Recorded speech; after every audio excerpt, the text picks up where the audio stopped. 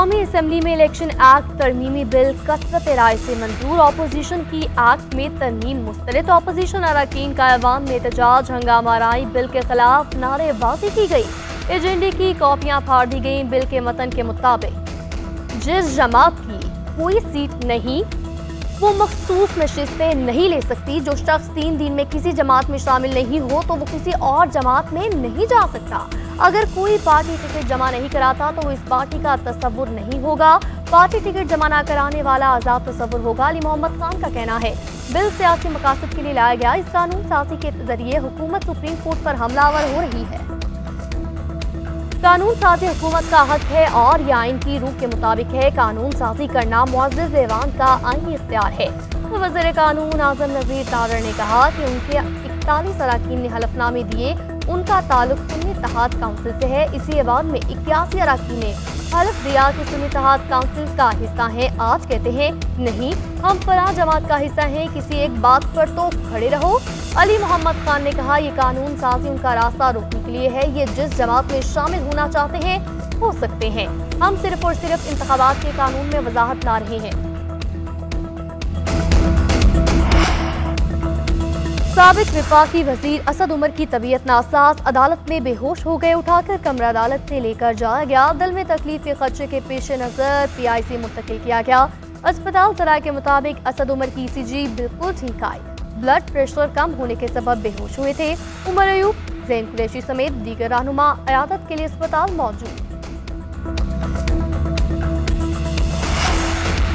मुल्क में मानसून का ताकतवर स्पेल जारी। आज भी मुख्तलिफ शहरों में बादल बरसेंगे। कराची में हल्की बारिश का सिलसिला जारी। सिंध और पंजाब में बरसात का इम्कान। बलोचिस्तान में भी तूफानी बारिशों की पेश हुई।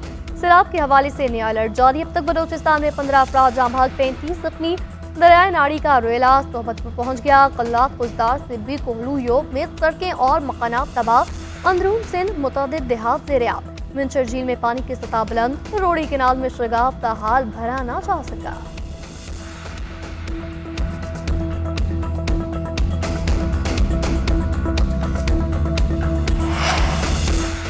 PTI की मीनार पाकिस्तान पर जलसे की इजाजत से मुतालिक फरीकैन से जवाब तलब। दरख्वास्त गुजार ने मौक़िफ़ अपनाया कि जलसा करना हर सियासी जमात का आईनी और जमहूरी हक है।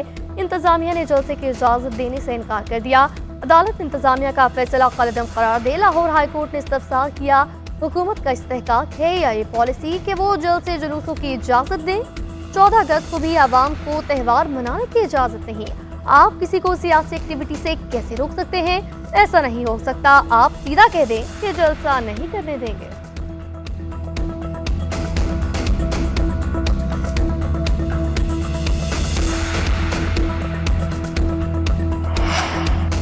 वफाकी वज़ीर दाखिला मोहसिन नकवी से चीनी काउंसिल जनरल की मुलाकात। चीनी बिजनेस कम्युनिटी के वफ़द की शिरकत। चीनी शहरियों की हिफाजत के इक़दामात पर तबादला ख्याल। चीनी सरमायाकारों ने सिक्योरिटी प्लान से मुतालिक तजावीज़ पेश की। मोहसिन नकवी ने कहा चीनी बाशिंदों की हिफाजत अव्वलीन तरजीह है। चीनी शहरियों की सहूलत के लिए जो मुमकिन हुआ ज़रूर करेंगे। 14 अगस्त से चीनी शहरियों के लिए वीज़ा ऑनलाइन हो जाएगा। काउंसिल जनरल ने कहा पाकिस्तान और चीन के दरमियान मिसाली ताल्लुकात हैं।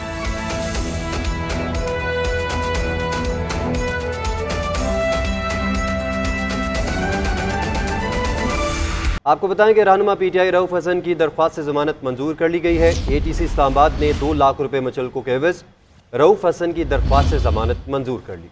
रहनुमा PTI रऊफ हसन की दरख्वास्त से जमानत मंजूर कर ली गई है। ATC इस्लामाबाद ने 2 लाख रुपए मुचल्कों के एवज रऊफ हसन की दरख्वास्त से जमानत मंजूर की है। तो आपको बताएं कि रहनुमा PTI रऊफ हसन की दरख्वास्त से जमानत मंजूर कर ली गई है और ATC इस्लामाबाद ने 2 लाख रुपए मुचल्कों के एवज रऊफ हसन की दरख्वास्त से जमानत मंजूर की है। क्या तीसरा मुलजिम गिरफ्तार हुआ? ATC जज ताहिर अब्बास सिप्रा का तफ्तीशी अफसर से सवाल पूछा गया और ताहिर अब्बास सिप्रा की जानिब से जवाब दिया गया कि अभी तक तीसरा मुलजिम गिरफ्तार नहीं हुआ, यानी अभी तक खान नहीं मिला। ATC जज ताहिर अब्बास सिप्रा का मुस्कुराते हुए ये रिमार्क्स दिए गए हैं।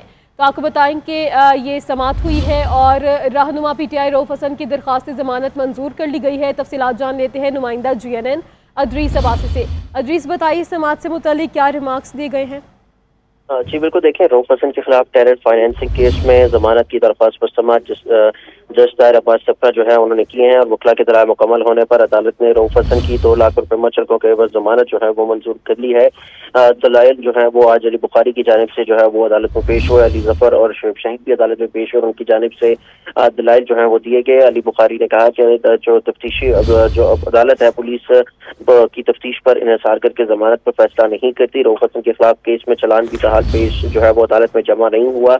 अदालत ने रिमार्क्स दी कि रऊफ हसन के खिलाफ केस का रिकॉर्ड अदालत आ गया है, मुबारक हो। वकील अली बुखारी ने कहा कि रऊफ हसन 75 साल के हैं, इमराज कल्ब में मुब्तला है और कैंसर सर्वाइवर है। रऊफ हसन तहरीक इंसाफ के तर्जुमान भी हैं, इसी वजह से उनको गिरफ्तार किया गया है। रऊफ हसन के खिलाफ कोई ऐसा सबूत नहीं जो उनके साथ जो है वो बराह रास्त मुंसलिक हो। अहमद वकास जुंजुआ के बयान के सामने नहीं, लेकिन बयान की रोशनी। ठीक है जी, सबा से आपका शुक्रिया, आपने आगाह किया।